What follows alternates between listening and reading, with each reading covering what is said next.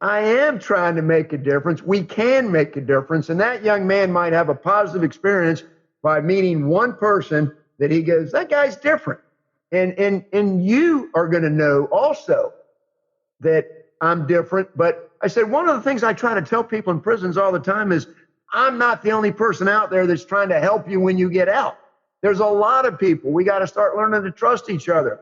So basically with that, I don't want to say her name, but we're going to eat lunch together next week. And the police officer that I did the report with, he and I are going to get together on Wednesday, and we'll see where it goes. But the bottom line to this is this. People need to do the right thing. And this attitude that, people are afraid of each other. The woman at the door was afraid of me, wasn't going to be honest with me. When I was just a guy, she knew I was nice. I was polite. I was telling her my story. It was a true story. She knew. She met Steve.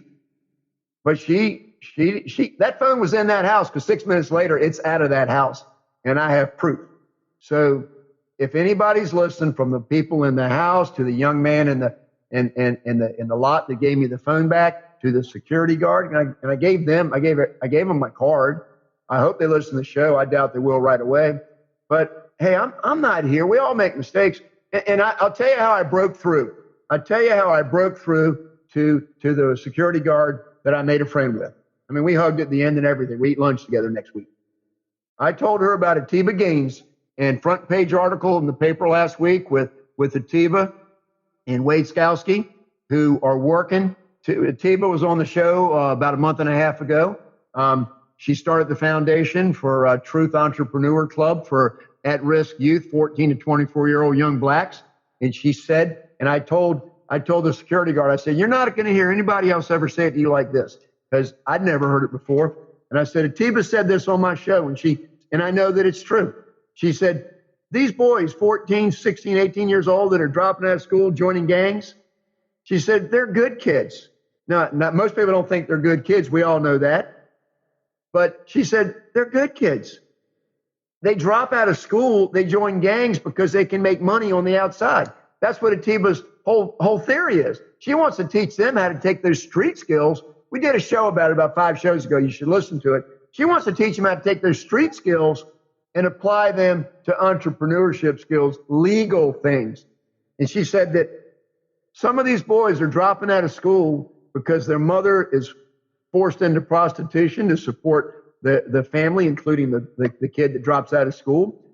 So this person, this young man that's going to drop out of school, he loves his mother and he wants to help his family. He might have younger brothers and sisters and a mother that maybe there's no father around. That's usually the case in some of this. And he wants to help her. And he feels that he's not helping her if she's out there breaking her back to support the family and he's going to school. He doesn't catch on yet that education's invaluable to him. He wants to help her, and there's money to be made on the streets. And that's what they say. So are you kidding me? I can't make money while I'm here going to school, but I can make money on the streets and I can support my family, help my mother and support my family. When I told this to the security guard today, that's when she knew that I'm real, that Right Thinking Foundation is real, that we want to change these things. I understand. And so that's when she completely understood me. And she goes, you really are making a difference. And I said, but I'm not, thank you, but I'm not the only one. So I just want to put a message out there to everyone that's listening to this show today. I got my wife's phone back, and my wife says I'm a superhero. Nobody else would have got the phone back. It was amazing. I mean, I was amazed when that young man gave me the phone. And as soon as everything clears the air, I am going to give him a reward because he didn't have to. And I'm going to speak to him and tell him I love him. Well, there's an article here from a website called allprodad.com. It's not got a person's name on it, but I want to give credit to this article. It's just real quick and beautiful. 10 ways to teach your children to be honest. And it goes through a little story that the writer talks about. 1, reward the truth. That's kind of so. I'm not going to go into what he says about each one, but reward the truth. Let them know that honesty pays off. Speak the truth.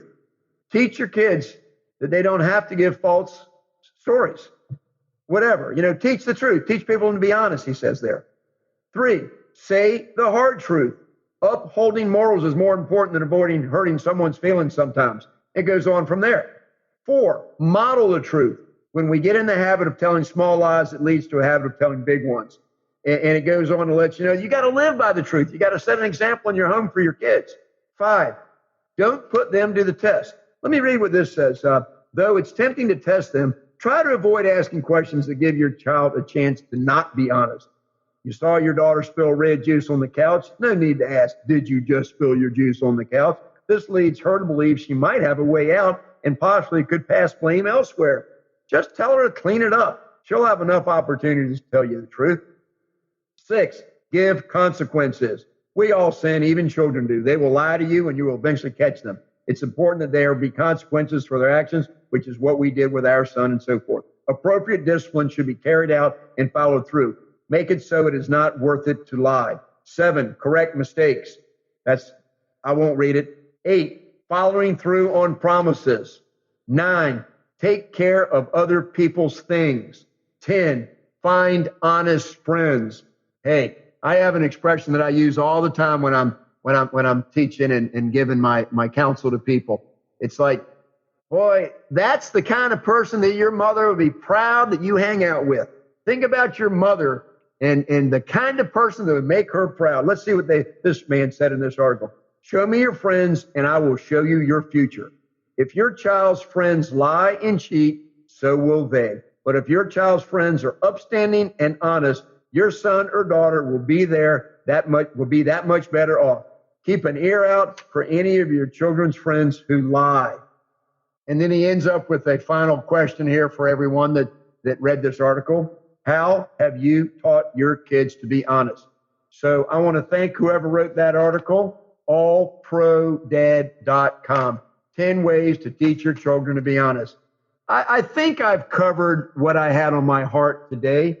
I want to get to the deeper issues of our society here. I don't want different populations, ethnic groups, racial groups to distrust each other or to fear one another. I want us to all to love one another, to be there, show forgiveness, and just give people a chance to do the right thing and reward them for that. So with that said, let me look around here for a second.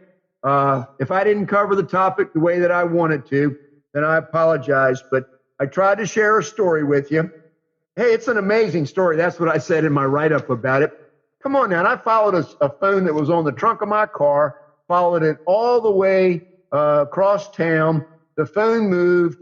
It appeared to be completely over. Had to accept that I had to get my wife a new phone because the phone was in a river. Phone showed up again. I tracked it a couple different addresses, ended up having the policeman come, told me he was sorry, but nothing else he can do. The phone ain't going to show up. Ain't nobody going to admit to it.